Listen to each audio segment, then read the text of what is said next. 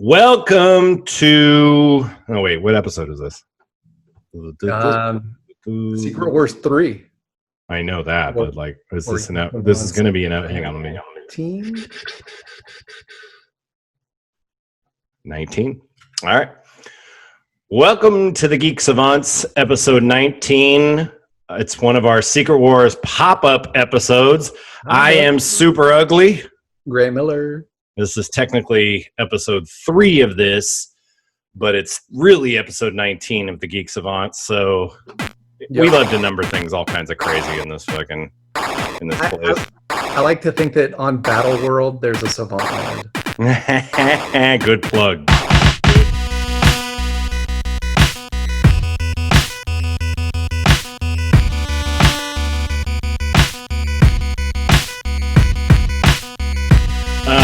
All right. So last episode, we talked about Secret Wars issue 2, and we got into a discussion near the end of it where Grant asked the very viable question, why the hell didn't Professor X just shut everybody down, and maybe him and Reed Richards could just sort of go to town on this problem and figure out where the hell they are and stuff. And I've mentioned to you that in Illuminati, they actually address this. So I just wanted to show you just the first couple pages of that Illuminati. It's Illuminati. It's actually technically New Avengers, Illuminati. It's not actually Illuminati. But this is Illuminati issue 3. Okay. And let's see. I'm just going to share this real quick. And funnily enough, what we're talking about right now actually happens in this issue. Yeah. And they actually address another thing that we kind of were asking about too, which is funny. Okay, so this is pretty much the first page. They kind of do the whole Battle World thing real quickly, but then it goes to this. So this is Prof X basically saying who the fuck is this dude? I don't like this kind of thing. And then this is the next page. Have you seen this? You've read this, right? Yeah, actually, I got it and dug it out and reread it. It's really good. Recently. Yeah, it is. It's really good. This limited series in general is so good. I mean, this is I kind of pulled this off my phone. It's a little pixelated, but this image right here is it was a screensaver on my computer for a while. It's one of my favorite images especially that Chung has done. Look at Cap. I know. And Mr. Fantastic. Oh my God. Chung is he's actually kind of on his own level. I don't know. He's not like Alan Davis. He's not Mike Zeck. He's not John Byrne. He's not Art Adams. He's got his own style. If I had to put him in a similar category to someone else, I'd say Claypool. Right. They're kind of sort of similar, sort of. Right. But I like Chung better. And they came out around the same time too. Yeah. Which is funny. Yeah, Claypool's a good, because they both kind of do a square head. They've got a nice square head shape they like to use. Like a flat face. Right. So anyway, so he says, I could have stopped this. I could have shut them all down. But he then says right here at the bottom right, if I did, I had to assume that he had the power to, retaliate. So that's probably why he didn't really want to go with with shutting everybody down. And then you're talking about the Beyonder. He thinks that the Beyonder would retaliate, and let that happen. And what do you think? Why didn't this page open? By the way, I had another page, so I'll just pull this open real quick. Why did the Beyonder not retaliate? No. Oh, sorry. So basically, I was computing. Sorry. If Professor X had done that on a mass scale, like he's talking about, because he does do it on a small scale, but if he does it on a mass scale to everybody and just kind of shuts the shit down, basically the whole battle, do you think that the Beyonder, being who he is, would? Yeah. Especially in this issue where they kind of of Illuminati, where they kind of show him as a petulant child in a sense, he is childlike. He wants to know what everything is all about, so that's kind of why he even did some of this stuff. I want to just quickly touch on this page. It does kind of have to do with what we're talking about. This is funny because this isn't that same issue, and this references Secret Wars 2, and this is also what I was kind of talking to you about, where is Secret Wars 2 actually happen? Did it actually happen, or did he create Secret Wars 2 on his own? I don't know. I think in some camps it's like something that actually happened, and so then crazy. I know, and then other camps it's like all in his mind, or he just created it in a pocket universe or whatever. It's just fun. I mean, he is like this is like so funny that he basically creates this like kind of event for himself. Yeah. I don't like it. You didn't like it? Oh, Secret Wars 2? No. Oh no, it was terrible. It was so bad. We will not be doing a 12 episode dissection of Secret Wars 2. No. I mean, I would do Secret War before I would do Secret Wars 2 because that shit. Is Secret War the newest one from like 4 years ago? I might be wrong because Secret War might be the one where it was like Nick Fury. Oh my god! I'm reading the one right now that where it's like Doom World and all that. Doom is dope in that one. Yeah, so far it's really good. I like that Molecule Man's in it. So. All right, so oh boy, that was loud. Let's get into this issue. Go ahead. So real quick. So you said that we forgot to do the winner of the last issue, and I would have to say Magneto. See, I disagree, and then we may have done it, but I honestly disagree. I think it was because really, honestly, Magneto did not have much to do in that. He shows up. He kind of does it almost felt like it was another Doom issue because Doom like built Ultron back and kind of like took control of the bad guys. I mean, I guess it's funny because like I think we even talked about like Magneto's on the cover, but he's not really like the focus of the issue. So I mean, whereas like this issue, he has way more play in it than the last issue.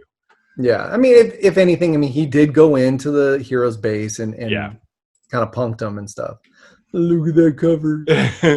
All right, so this is number 3. This is another Zek cover, right? Yeah, this is a Zek cover. You can tell by the Wolverine face for sure.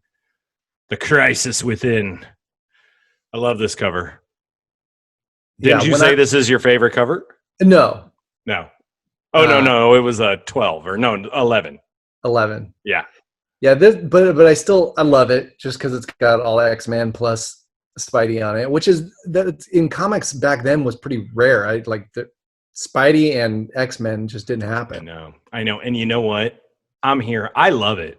I actually want more. They did release a Spidey X-Men miniseries. You remember that one? It was like late 80s maybe, or like mid to late 80s. And it was like a 4-issue thing where he went up to like Westchester or something like that. And it was good because the interaction between them, they are all like, at least the Cyclops and him I consider to be the same age, or in at least the same age range. Yeah. They're all kind of young. Right. And so you could see him and Bobby and like Warren and them all kind of hanging out, maybe not this iteration of the X-Men with Old Man Wolverine and Storm and shit like that, but definitely the early X-Men, you could see Spider-Man probably hanging out with them if he ever met them. Was Firestar a mutant? Was she a filthy mutie? No, okay. She's a Hellion. That's right. That's where she actually had a miniseries, a 4-issue miniseries, and it was all dealing with the Hellions and her like being basically in that group. She was put into that group as if it was like Kitty Pryde in the X-Men, but then throughout it, she started to realize that the Hellions were probably not the right team to be on, kind of a thing. I kind of remember that now. What do you love about this cover? Anything? Probably Wolvie. He's my favorite on there. The 3 in the foreground are really dope. Colossus, Spidey, and Wolvie are really dope in this. I'm not in love with the Storm drawing as much, but I'll forgive him. So for me, it looks like a panel that they just made into a cover. I mean, usually you don't see a lot of like motion lines and things in covers, but in this, There we go. Sorry, I coughed. Yeah, this cover is definitely the like least covery cover. Yeah. You know, It literally looks like a good panel that they just pulled and said, that's in the cover. It's definitely not the like the one, I think the next issue has like, although it's a great cover, it's more like word heavy. They put a lot more word boxes on it. Yeah. And it doesn't feel as covery, but this one is a little less covery than that one. That one at least has a single image on it. This one is, like you said, feels like a panel. Right. All right, so here's our first image. Again, we get more like of this weird Zek Kirby like baby that they've had. Mm-hmm. It's, you know, look at the ground and the like weird like tentacle looking stuff on the ground. Yeah, it's Magneto's lair in the super unhostile region of Battle World. It's a power of a storm whose fury would tear a mortal limb from limb in an instant. Such writing. I know, it's so epic. And so, like, a couple panels I cut out of here was just in the previous issue, Magneto had captured Wasp in a ball of steel, and so he basically just he just let her loose. And they show him like viewing the storm, and he's like, I better let my guest out, and like releases her. Yeah. What do you like? You picked this page. You picked all the panels this episode, so I'm gonna let you describe to you. What is there a particular thing about this panel that you love? Just that I like the whole setting. Throughout all of Secret Wars, they do such a good job of setting the scene and like in that second panel right there, it just shows the vastness of these bases that all the characters are in. And so even though she's big, now she's tiny again because she's in such a large area. Just, I don't know. They did a really good job setting up everything. It is funny, and they do mention that quite a bit, like you said. Like it just in this is now the third straight issue where they're gonna like have somebody be like, "Damn, this place is big." Yeah, it doesn't stop. I always let we talk about like this being early introductions to people and stuff. I was super into like no helmet Magneto. Like I was like, I don't know why, like between him and Doom, I felt like, and this is before I really realized that Doom was like a king of his own land or whatever. Mm-hmm. I really thought Magneto was the more regal of the two of them. You know, like he was the one that I would think, oh, this guy has got his whole act together, and he's like, he's obviously the ruler of, because they really played him as suave and kind of like cocksure. Yeah, he's a different kind of character, and it really comes across. Back then, I always thought of Magneto as just being super powerful because the X-Men could never take him down. It was always a matter of they could just barely survive an encounter with him, right? And he always got away. He was never beaten. And he kind of he led the Brotherhood, and it was like they were kind of scummy, and so it was kind of like. It was weird. Like I didn't really plan, but this issue in particular really like I was like, who's this Mac? Yeah, it totally changed my outlook on him. Like, look at this panel of him. It's like I want to make out with this dude. Fox. I know. First off, the dude is like as old as I don't know. He's as old as Professor X, for God's sake. It's like why the guy? I don't understand his whole gray hair, Silver Fox look in this. But all right, did he get gray early? Do we know this? I think so. Okay, did. The atrocities of the Holocaust have driven him gray. Exactly. Yeah, I love this image you pulled because I would have pulled it just to discuss why Magneto's so damn That's handsome. Exactly why I pulled it. He's so damn handsome in this image. Look at the way he's sitting there. It's so like, oh, hey, what's going on? And such a homely picture of Wasp. I didn't even notice. What is going on with her? I'm just... okay, whatever you say. I'm obviously a woman of intelligence and understanding. Okay. Going forward really quickly, this issue is by far the most chauvinistic issue so far, and it dude, goes throughout totally. the whole thing, Oh and my we're God. gonna figure it out. And I guess, don't know. we should maybe address some of this from the culture we live in now, because as I was reading it, I was like, damn, there's a lot of like. It would not go over in the Me Too movement. No. At all. All right, let's see. I like that. Yeah, so there is just a fat storm. What's going on with Johnny's eyebrows? I never noticed that shit.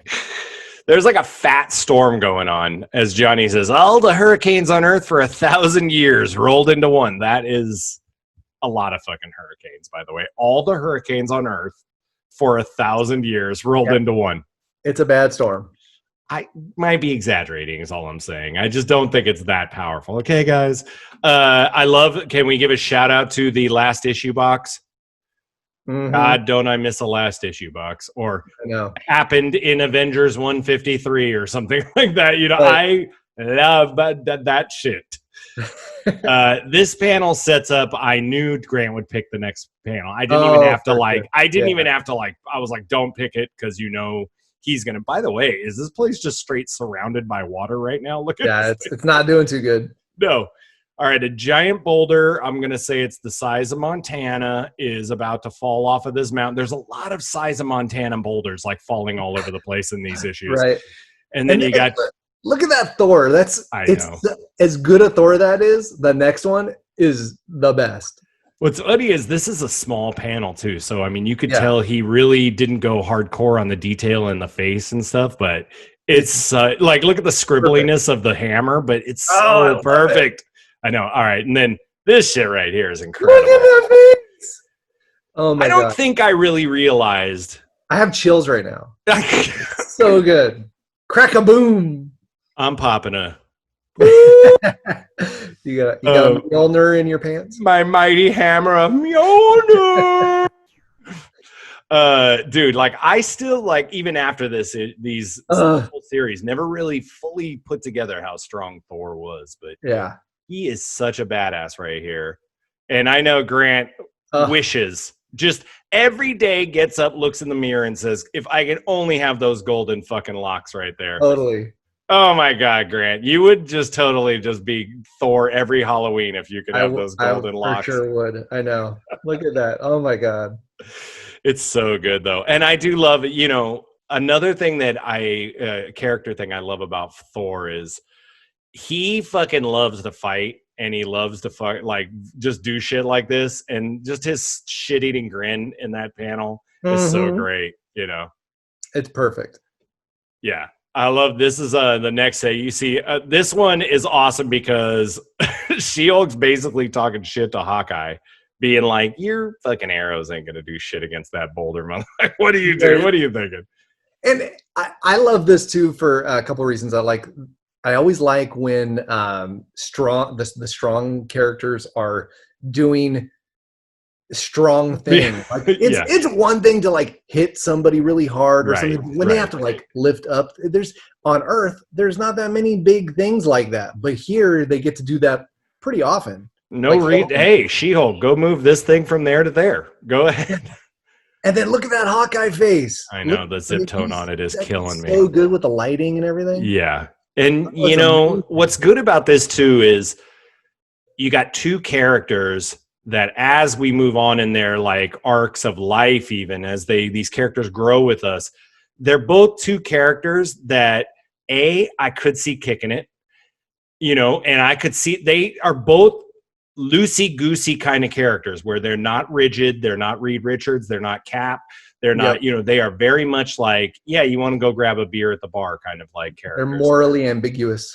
We get a little shout out to Mockingbird in this one, a.k.a. the killer of Phantom Rider, if I remember, is what made them get a divorce. Weird. You want me to pull that one from my weird savant brain? That is in a West Coast Avengers, she gets stuck in the past, Mockingbird. She gets somethinged by the Phantom Rider. Okay, I am going to say what happened, but something happened. He pushed his Phantom Rider on her. And then she pushes him off a cliff, kills him, which is fine. The dude tried to rape her if he didn't rape her. She goes back in time back to the present, tells Hawkeye what she did. Hawkeye's like, nah, dog, heroes don't kill. Can you believe that shit?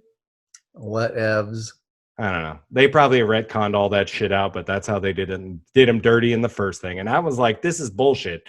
These two are fine married. Why do you need to break them up with this stupid story? And Al Milgrom's drawing it. I know. I'm done. All right. I know exactly why you picked this panel. Hashtag Black Lives Matter. All right. This is the Black Lives Matter panel. I love it. I'm all for this one. First thing I notice in this panel. What the fuck is happening right now? He's rolling around on roller skates. I love that detail. His jets. How often did Iron Man actually use those? Because I remember in the Marvel Universe, that was like one of the things that they pointed out is that, he's got the skates. And why? Exactly. He can fly, for God's sake. That is incredible. Is it racist? I don't know. Is it racist? Why is he on roller skates? It's so weird. Shout out to what appears to be a dinner plate on the side of his armor on this one. Those, if memory serves, those are powered like cells, like batteries. Okay. I'm pretty sure that I do not know that. What I love about these panels, and I believe I'm speaking for you, is that Jim Shooter is writing this thing. And even though they have not 100% addressed it, he is totally telling you there is a black dude underneath this like armor.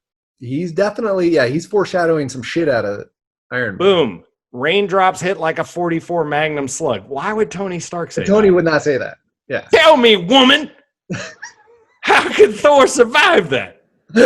I knew you were going to do a voice. That's so amazing. I mean, that part right there blew my mind when I read it today. I was like, tell me, woman, what? Right. And then like, no way. I didn't catch that back then. No way, babe. Right. He calls her babe. It's so crazy. Yeah. The beginning, I guess Magneto already started the chauvinism, but it's continuing. No, I love this though. And like Captain Marvel doesn't know that he's a brother under there. No one does. I love it. Just a little hints. Yep. This part's great. Great part.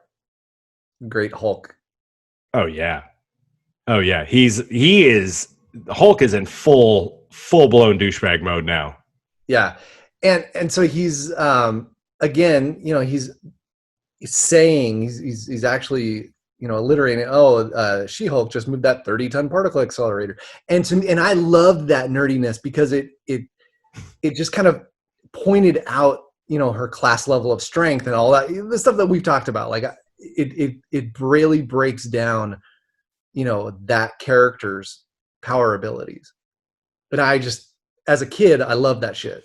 Right. And I do like that Cap, like, kind of, gives him an attaboy. He says, good job, buddy. This is cool because they kind of hint at what's going on next, where he's talking about the villain's headquarters has some kind of aura around it. And then in the bottom panel, they go hardcore into Sue and why she's not there. Right. And in this issue, I don't remember the other issues doing it so much, but in this one, there's multiple. A lot of this are saying like, I want to go home. And it's funny too, because in the last issue, didn't we have Reed and Cyclops talking? Yep. And I think they do that again this issue, don't they? Yep. It's so bizarre. I like it, but it's also kind of bizarre. Like I did notice that. I was like, wait, these two literally almost talked about the same shit last issue. I know. And there must have been, it must have been Shooter or somebody in the bullpen saying, we need to show this, sensitive human side to these characters, and that It's not all just battle. It's, they've got stuff, it's like they're trying to tie in what's happening here to also what's happening in the regular issues going on right at home. And they wanted to, give it stakes. I mean, really, like, you don't want to just be like, fuck it. If you live, die, who gives a shit? There's a lot of this stuff comes down to stakes in terms of all of these characters, like motivations. It's like I have to get home. Yeah, I gotta get home. I gotta do this. I'm not even supposed to be here. Right. I find it strange in that Reed has no clue what the fuck Galactus is about to do. Right. That's so weird. But this is, to me though, I think we talked about this. Like, how many times has Galactus attacked at this point? Like, if we're saying one, he knows what he's about, right? I think maybe. I understand why they keep it a mystery, but looking back on it, I'm like, come on, you dumbass. There is a twist in that part, though. I mean, when it comes up, they do twist it a little bit, and that's cool. I like the twist, so we'll talk about that. But all right, this is cool. I always like when a character in a comic book is in the shadows like this. Mm-hmm. They did it in Death of Jean Grey, X-Men 137. There's a lot of lurking around on the moon between Nightcrawler and some of the Imperial Guard. Love it. I'm all there. I love it. It's whenever a character lurks, I'm always for it. Yeah, and again, like it keeps happening. The character is talking about how it's almost as if this world was built for me. You know, True. Saying how perfect it is for his web slinging. I love it. And then again, we're like literally like not even a page later, bigger than the World Trade Center. Yep. Okay, so I always wondered, I just want to see if you got, okay. What is he looking at? Okay, he says, what do we have here? Is there a crack in this wall right here that he's looking down into? What do you think he's looking down into? I took it as like there's a door down there, but he technically from where he is, he can't see it. I don't know. Well, he's looking in from the like roofy part. Oh yeah, so you're right. It's probably right here, like right below his hands. There's probably like a little outpooching or something. Right. Okay. Because I always, when I read, I'm like, where's he looking at right now? Yeah. What I liked about this this panel, and this is where we get into the cover, is Spidey originally is like, this is none of my business. I'm gonna take off. Mm-hmm. I like that. I thought that's a perfect Spidey kind of a thing. You know, he's not gonna really bust anybody's balls. And then they go, but then of course Professor X has to spill the beans like right away, which is terrible. Yeah. And something that they do so well in throughout the whole series is they keep the characters in their kind of their comfort zone or their environment, like with the X-Men being antisocial and kind of segregated. It's right. It's kind of how it would probably be, and they do a great job with that. Another thing that I noticed is, they're doing a really good job of like Rogue, for instance, is like, the Avengers don't like me. Yeah, I wanted you to read Rogue in that panel. I'll say I once tussled with the Avengers. They all don't like me a bit, and they powerful suspicious of what I'm doing here with y'all.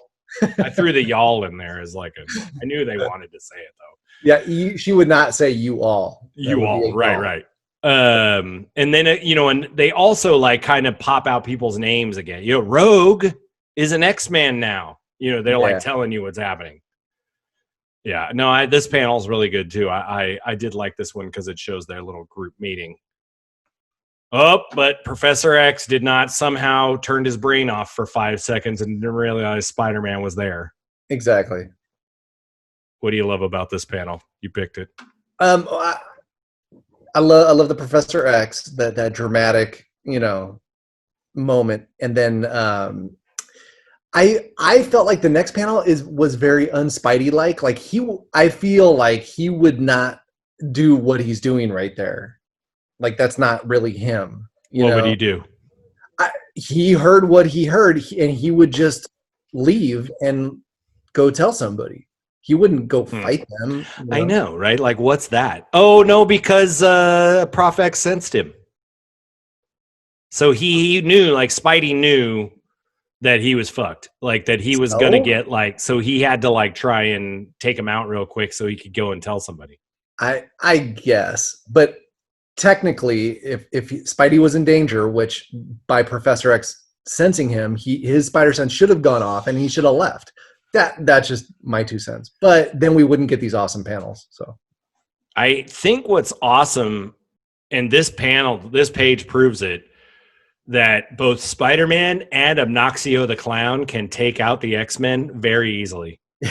Yes. It's weird. It's weird that a drunken cigar chopping clown could also take them out. But no, I love this page because anytime Spider-Man, just basically people don't like think of him as being able to, do this kind of shit. When he would do this kind of shit, I'd freaking freak out. Like if he would take out the Hulk, or he would take out like Wolverine, or he would take out somebody like that, you would just be like, oh shit, he just took down like 5 dudes that you would not think he'd be able to.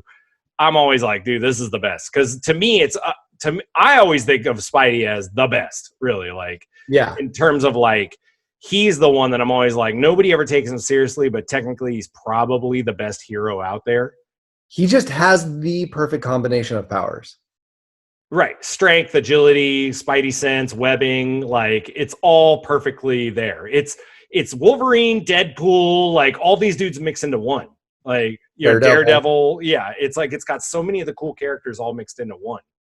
And let's just say, for an artist that is super well known for big, burly, drawing big, burly, fairly bulky dudes, he does some of the best Spider-Mans and poses and everything ever.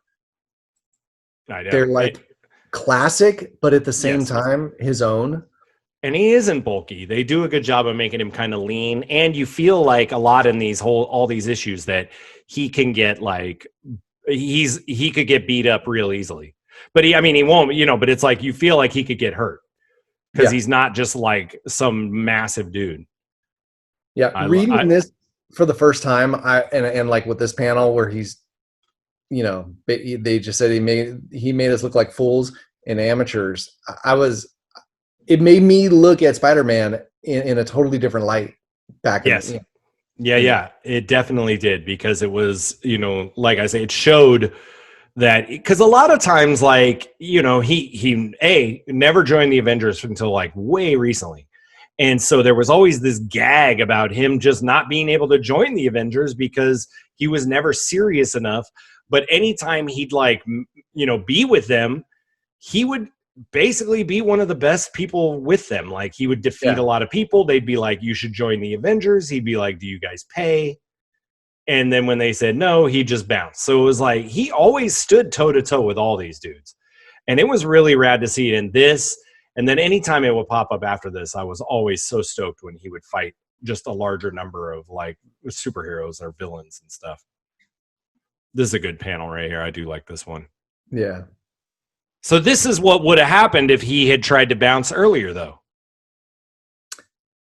Probably. I mean, he would have just made it to Reed Richards and immediately been like shut down. Yeah. So that's it. I love this panel, by the way. The middle bottom. Mm-hmm. That pose is phenomenal. That's like a perfect Spider-Man pose. Yeah. I like Professor X's like, I recovered just in time. Luckily, I just woke up in time. And he there, he explains how he doesn't like that he had to do that. Do a little mind wipe. Right. Right. And then here we go again with with Reed Richards and Cyclops. A couple of little bitch maids. They're both very cuckish, and they just want to I miss my wife. And where's my wife? Yeah. Cyclops is like, I miss her so much that when Jean Grey comes back, I'm just gonna bounce and leave her up in Alaska. That's how much I miss her. Fucking jerk. I always like this line where Cyclops tells Professor X, it wasn't necessary to fry my brain with your telepathic summons. Do you think that there is like levels of telepathy that he is using? Yeah, is he like screaming at him right now? It's like all caps texting, it's like it kind of hurts you a little bit. Cyclops! Return at once! Oh my God. Okay. So Professor, Jesus. Yeah. I'm literally around the corner right now. What are you talking about? And then in Cyclops, here we go. Cyclops must have listened to our previous episodes because he totally brings up why Professor X is now he talks about his non-wheelchair walking self. And he's talking about how he's not in his wheelchair and that he's like, so he thinks, oh, is he going to be able to lead us into battle? But he's not the leader like I am. He doesn't know how to do combat. I know. I still, I'm thinking back, reading these, I never liked Professor X in his wheelchair. Like the fact that he was in his wheelchair, that I thought that always sucked. But remember reading him back then and him being out of it, it didn't mean much to me. Well, do you remember? I now remember when he came back with his legs. It was right before this. Shi'ar. And he had that yellow suit. You remember that yellow? I think it had eggs on it. Yes. Yeah. It was awful. But he was walking. I think that was the John Romita Jr. issues. He was walking. All right. So then this is them being like, oh shit, we need to get the fuck out. And wouldn't you guys know, there's a ship that can be controlled by telepathy. It's sufficient. Yeah, like not just any telepathy. It has to be of sufficient power. Please hold 1 second. Sorry. No, I'm podcasting. Text soon. Let me wave at the camera so I know that that's where I did that, so I can edit that out. Sorry. My wife's like, are you ignoring me? Aw. I know. Another great panel of just, lightning cracking and then and the figure, whoever it is, all serious and shit. Destination Magneto's fortress. Who talks like that? I know. And then Magneto's like, I hope that's a microphone he's talking into, but he is like, I don't need to follow you, Doom. You may have met me. I'm Magneto. I follow nobody. Just like Doom. I'm like the mutant version of you, Doom. You don't know me? I feel like Magneto could just crush him into nothingness anytime he wants. He's wearing a suit of metal, for God's sake. And yet Doom is such a dick that he's like, well, then you're fucked, Magneto. Yeah. Even though I'm wearing a metal suit, you're fucked. I just think it's so funny. He's so cocky and like, yeah, well, you're in trouble now, master of magnets. Whoops. Oh, mind this metalness. I mean, he literally has to be like 30 feet away from him and he can just be like, crush, I don't really give a shit about you. Oh my God. Doom is so great. This gets a little weird. I mean, we know why this happens, but it gets a little, as Grant would say, wonky. Again, he is not nailing Janet Van Dyne's face here in this bottom panel. She looks like a blow-up doll in this one, actually. The sideways profile of a blow-up doll, maybe. I know. And you've got Magneto looking very Silvery Foxy again. He looks good, though. I do like him. He looks real good. And so he's starting to get a little creepy. And I don't know how did he figure this was gonna like happen like this? Okay, this is my theory, because it was very random that he grabbed Wasp and bounced from the good guys, base, and that always confused me. I was always like, why did they have nothing to do with each other normally? I think he's always secretly had some kind of crush on her. And he saw his opportunity, and he got a little, he's just getting a little rapey. I don't know. We agree that when my eyes meet yours, that there is something electric. She's like, bro, you encased me in metal and brought me here. Okay, slow down. Yeah. And he's so much older than her. And he's really grabbing her on the shoulders right there. Yeah, he's getting grabby. I don't remember agreeing to that. Oh, he's totally forcing himself on her right here. He totally is. He's just going for it. And then she's saying, no, no, no. Oh, my. Okay. And he's like, let us not deny our desires. And she's saying no. Like, at what point is it okay that he keeps going? This is how I have scored all of my ladies, by using the "let us not deny our desires" line. Right. This panel right here is how all of my dates end right here. It's just me forcing myself onto a woman. I know. And I okay. I am not a super pro-feminist movement person. I'm just I'm You've heard it here, folks. Grant hates women. But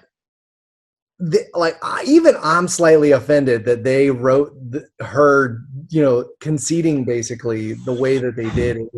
It just would not happen in this. If I was to try mansplain this, okay, let me mansplain this. I'm assuming, obviously, as we know later on, she's pulling the old, oh no, I'm super into you, and let me just sort of play this down the road to see if I can just get out of this at some point. She does sleep with him, though. She's not playing hard to get, and she's not even just giving in. You think she's actually playing him? Oh yeah. Well, yeah. So she says it later in a later issue. She basically shoots him and is like, "You thought I was with you, you asshole." But do they bang? I think it's alluded to. Yikes. Maybe. We'll see. Oh boy. All right. So here we are in the Doom base. Massive fortress. Massive by its absolute master. Doom. I love this. A couple of great Doom panels. This was super crazy. They really just popped this shit right in here. No kind of fucking... No context. No context. They alluded to it a little bit earlier where they're like, the villain's base has an aura around it as if he is pulling the storm in and doing something. And then they don't say where he gets these two girls from or nothing. We find out basically where they're from later on, but... Oh, Grant, let me tell you, I know where they're from. Okay. Let me just pull up. I actually found these pages. This is from She-Hulk, number 10. Where my pen? She-Hulk number 10. They actually give you the origin of these two characters, weirdly enough. Awesome. Yeah. So first we have this one. So what has happened in this issue is Skeeter McFerrin, I believe is her name, Mary Skeeter McFerrin. That is Titania. This is in Denver. And she has been bounced around. She's not very popular. Her and her friend Marsha, who's the plumper chick here, right? They are bros. They are the only two friends each other has because everybody makes fun of them for some reason. In Denver, Spider-Woman has shown up. She is all of a sudden like a superhero in this town. Skeeter McFerrin is obsessed with comic books and wants to get power. She wants to be famous, but she feels like she could just get powers. As she says, everybody gets powers these days. It's really easy to get powers. And so she wants to become a superhero or a villain. She doesn't really specify. And so she tells Marsha that she is Spider-Woman. And so Marsha at this party reveals that, Mary is Spider-Woman. And everybody kind of is like, what? Oh, shit, that's crazy. And then bitch. Huh? Marsha's a bitch. No, she's just dumb. Okay. Because she says, she's like, I'm sorry. I didn't realize that I didn't realize I let it slip. And even Skeeter is like, hey, you know what? It's okay. Let me see here. I got my number 2. All right. It's okay because, I can work this. If I tell people I am Spider-Woman, I can be famous or whatever, right? So then all of a sudden, Denver gets ripped up and just sucked into space and put into the battle world. Okay. And so the panel I showed you was them basically kind of off in the forest. And then next thing you know, this dude shows up. Okay. So they're on Battle World right now. Right. And he's like, why he picks these two, I don't know. He says they look like they're lonely and they need, they look like they are the weakest. And wouldn't you guys like to get powers so you could be the strongest? or whatever. And then basically this is it. This is how he finds them, is by, going on, picking them out of some suburb in Denver. Do you think that Doom just found these weird machines and was like, I want to see what they do? Or I think he kind of knew like what, like maybe power giving machines. Like, why? Seriously. If he's all about power, like why wouldn't he do it on himself? So they were, guinea pigs. Maybe. This is another one where this is like Amazing Spider-Man 286, I want to say. This is kind of her talking to Crusher about her origin. And this is a really good issue where it's her and Crusher like fighting Spider-Man. It ends with Spider-Man beating the shit out of her, and Crusher is about to drop a plane on top of Spider-Man's head. He's like formed he's like diamond. He's got a diamond or some shit like that. So I thought this was an interesting panel because it also kind of like talked about her origins. All right. But yeah, they are, they're interesting characters. It was weird when it happened because like we said, they didn't really like explain who the hell these people were.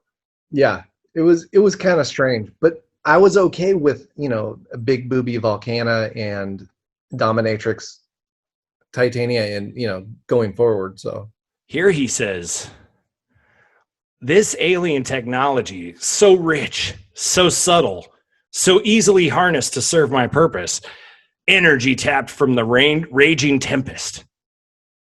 What is it? I can't read that top part because my thing is covered. What does he say? And 2 mortal subjects who dare to gamble for power. Okay. Knowing that to lose is death. I wonder if they knew that. I don't think they did. I don't think so. I love that Doom. I know, it's so Doom. So then, so these Skeeter McFerrin and Marcia are turned into Volcana and Titania. 2 new characters, and she says she wants a flashy costume. Doom is holding her gimp suit. Yeah, give me that bondage outfit that you have in your hands. I love that you just have, where are the new clothes I designed? She designed these clothes. Look at her go. Apparently, yeah. And then here's Volcana. He says that she has to turn back to human or else she can't eat. I love that. I thought that was really too. Cool. Good touch, yep. And I love that like comic books throw shit around like this. In this form, your body is composed mostly of ionized plasma, like the core of a star. So great. That's how you learn shit. I learned about plasma that way. Read comics. One of the things that is different here than in pretty much most other comic books situations is these 2 characters literally just got their powers 2 seconds ago, and they already are super comfortable with them and have full control over their powers. Right. And comic books in general, the normal trope is that people don't have control until way later, if ever. So I wonder if that whoever wrote that She-Hulk played into that idea, because Titania was obsessed with comic books. She was like already kind of focused on wanting to be like a superhero villain, whatever. And I wonder if that's kind of, just in a slight nod to being like how they all of a sudden, because out of the 2, Volcana is the one that's a little more meek, a little less gung-ho about this whole thing. Yeah. And whereas like Titania, like you said, is good to go right from the beginning. She just wants to fuck shit up. Yeah. I love she just throws this fucking thing right through a window. Like Doom is like, bro, what are you doing? That's my window. It's all wet in here now. I know. You're going to let that fucking 1,000 earth hurricanes in here. All right, what'd you pick this panel for? This is getting definitely into Chauvinist Island here. Yeah. Basically that. It's just them being introduced to the fellas. I like, again, they just throw out like all the introductions again. Just in case you didn't know, here's exactly who these people are. It's Ultron, Wrecker, Doc Ock, ba ba ba ba ba. And you got Absorbing Man there, and he's saying, I wouldn't put past Doomsy to build broads from scratch. And that sounds so bad. I don't even know what that means. I know. Oh my God. I want to be a part of Captain America's jerk squad too, by the way. Right. That's a good one. He just tells fucking Doc Ock, hey, motherfucker, go get an assault vehicle ready because we're about to like go fight some motherfuckers, and just bosses these dudes around. I love it. Go to the 417th level. That's so fucking random. And I love Doom knows it too. Yeah, not the 416th because that's sinks and mirrors. You want to go to 417. That's where you're going to find all the airplanes and shit. Yeah.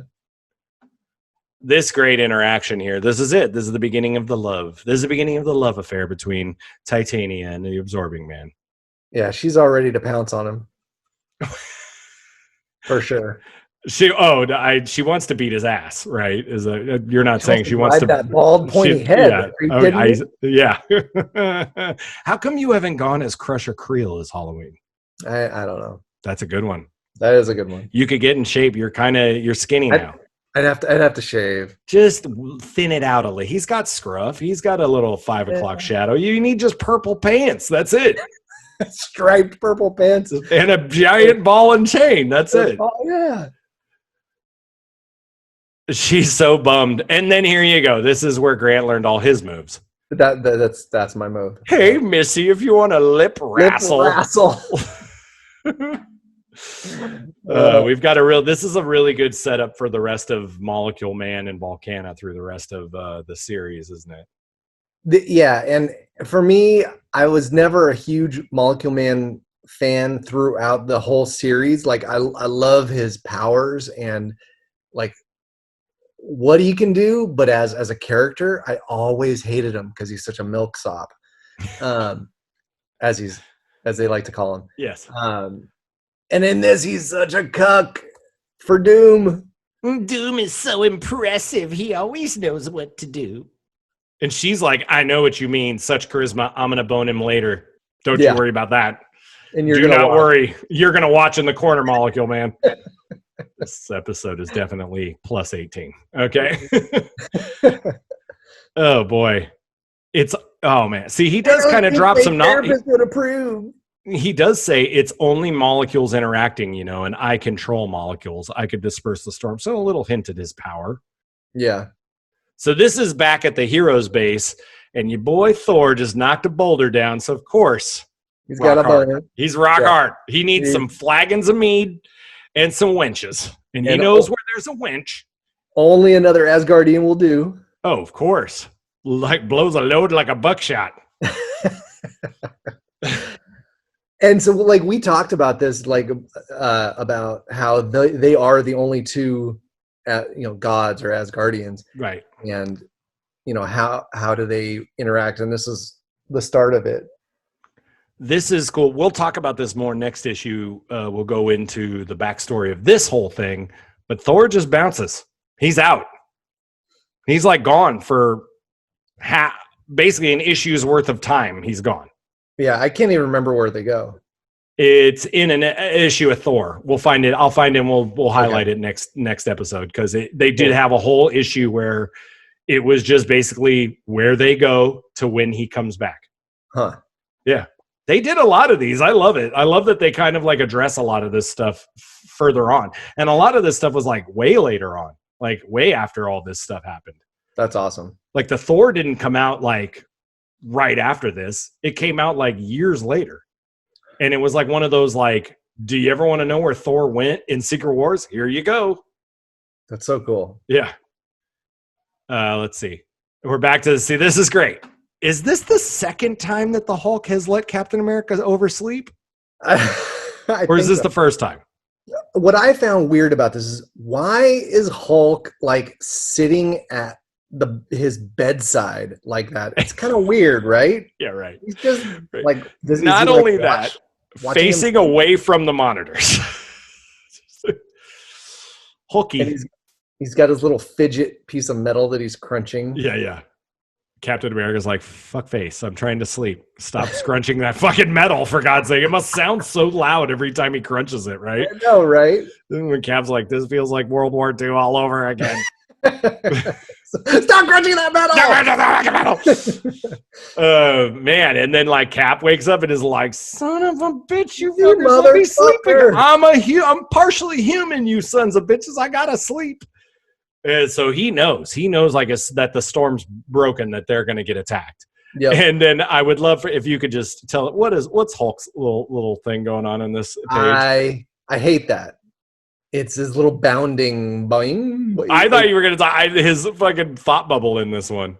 Oh, don't raise your voice to me, Star Spangled Tin Tyrant. I love it. Such a dick. He is such a dick. It's all his fault, and he is like, "Yeah, you're an asshole." All right, so this is basically we're near the end now, and this is ram the base. Yeah. How elegant! It's so funny. I don't think I ever noticed that they just straight up rammed into the base. I didn't either.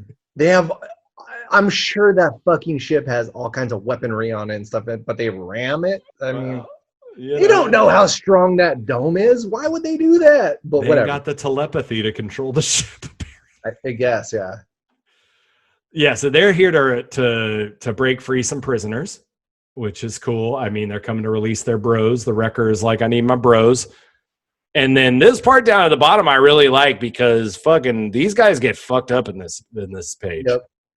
It's a really good scene of like Thing being human and basically being useless, which I hate, of course, but like he just gets whooped, and then Johnny breaks his ribs.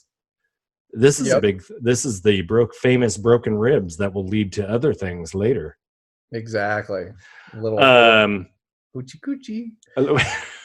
And we get Molecule Man being a little bitch made again, a doom cuck with his little like salute. You got it. You're so charismatic. I put a picture. My new girlfriend put a picture of you over my face last night.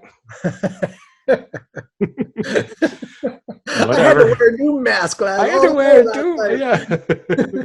She only let me listen to MF Doom while we were banging. It was crazy.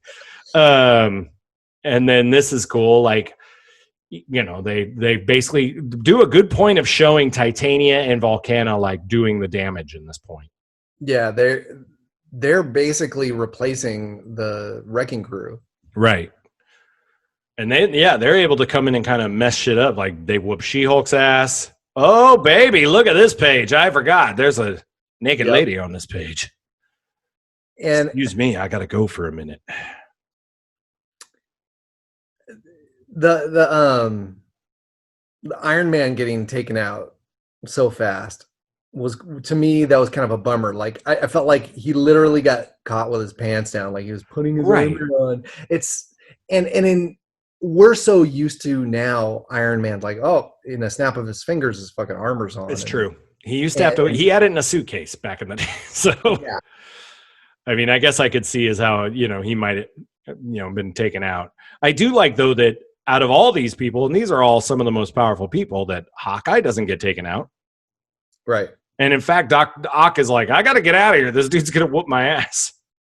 Doc Ock should not be that worried about Hawkeye. No, you don't. I think he should actually. He does say he's like that. He's like he's not best. He's best against foes with long range firepower.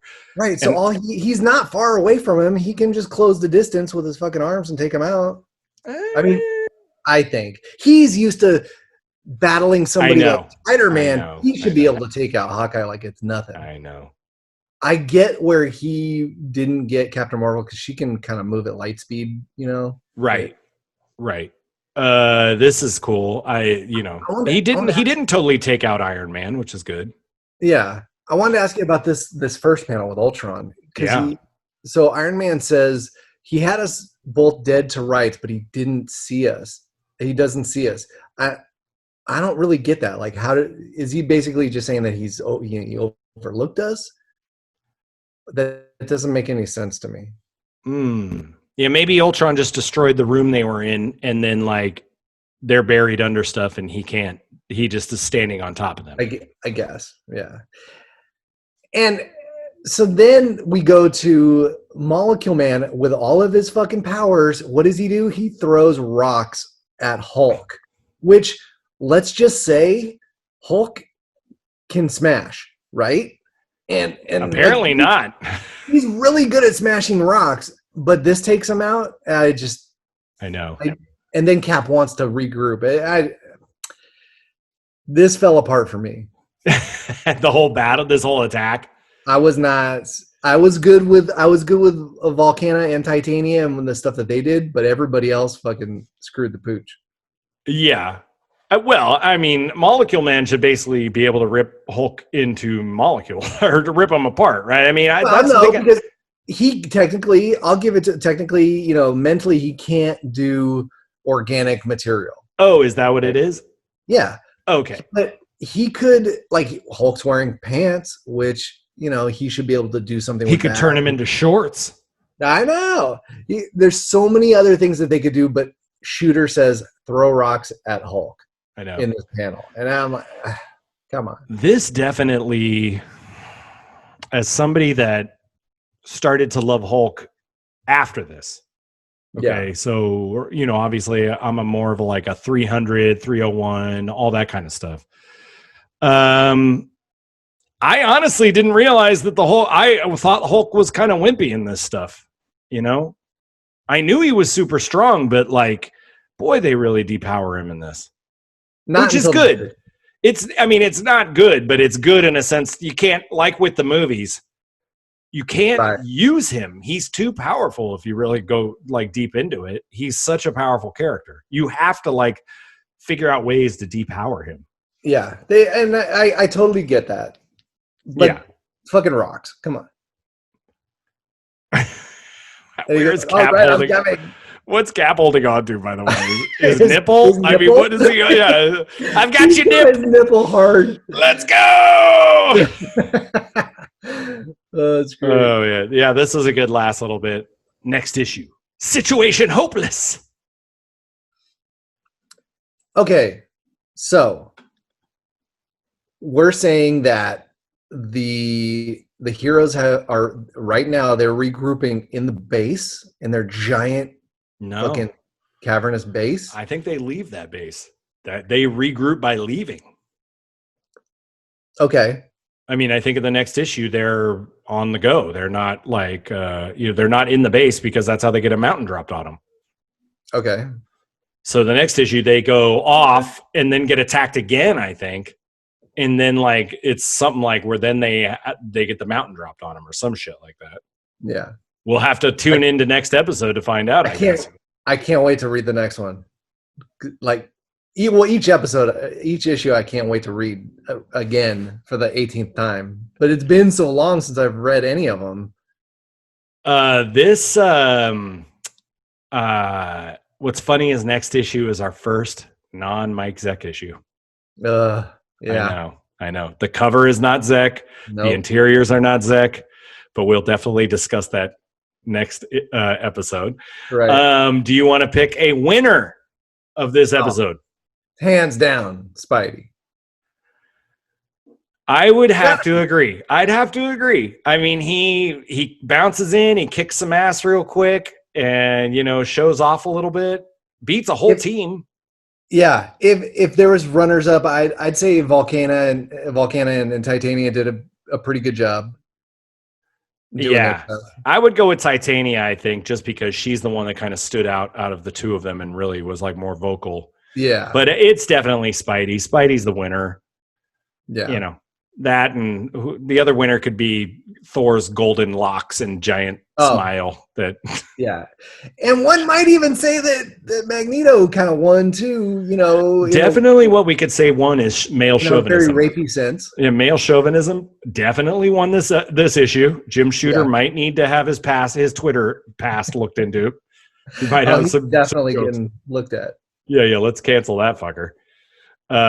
Magni 2, if you know what I know. If you know what I mean. Right. Hashtag Magni 2. All right. Well, was there anything else we needed to talk about? What did you want to talk about at the end of this? We did have something to talk about, and I totally forgot. You wanted to talk about something at the end. What was it? God damn you, Grant. Fuck. Is it about the thing that you were talking about before. What? I can't remember. All right, whatever. What? I can't remember either. All right. Well, if you guys like what you heard, please like, subscribe, and comment. Follow us on Instagram at The Geek Savants. And you can also get a hold of us at thegeeksavants@gmail.com, or just comment below and tell us all about your memories about this issue of Secret Wars and any questions you have about upcoming issues of Secret Wars. I know that a few of our listeners they've reading along with us, and we really appreciate you guys doing that. So yeah, we'll see you guys next time for the issue number 4. The mountain gets dropped on people. The mountain. Bye. Bye.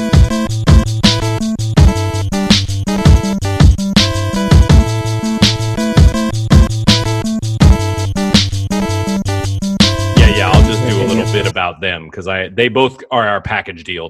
There's not 2 separate origins. They're both from the same origin. Okay. Okie dokie. All right. So wait, hang on. How you doing, by the way? Good. Hit that shit. You're I'm calling the Oompa Loompas. When I blow the smoke out, it makes my face disappear. Watch it.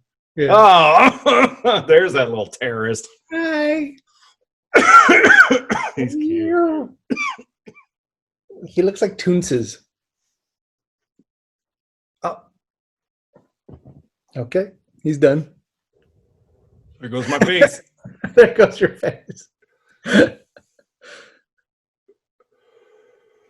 Okay.